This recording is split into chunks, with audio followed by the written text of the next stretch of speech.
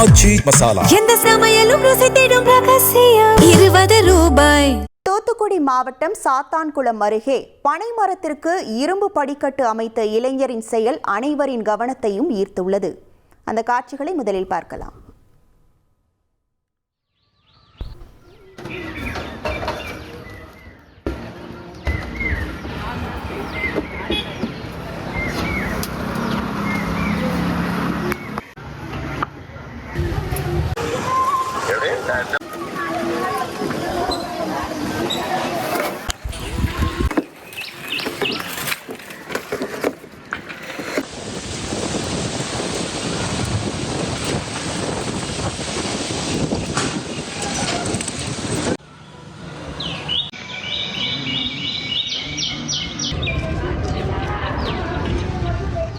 சாலைப்புதூர் கிராமத்தை சேர்ந்த இளைஞர் தினகர் வீட்டின் அருகே உள்ள 55 அடி உயர பனைமரத்தில் ரூபாய் 60,000 செலவில் இரும்பு படிக்கட்டு அமைத்துள்ளார்.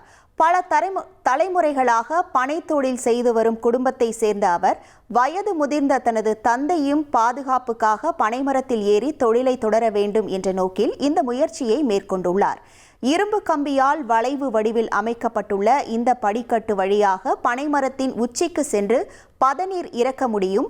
பனை தொழிலை பாதுகாக்கும் இந்த புதுமையான முயற்சி அப்பகுதியினரிடையே பாராட்டை பெற்று வருகிறது. ஆச்சி மசாலா. எந்த சமையலும் ருசி தேடும் ரகசியம். 20 ரூபாய்.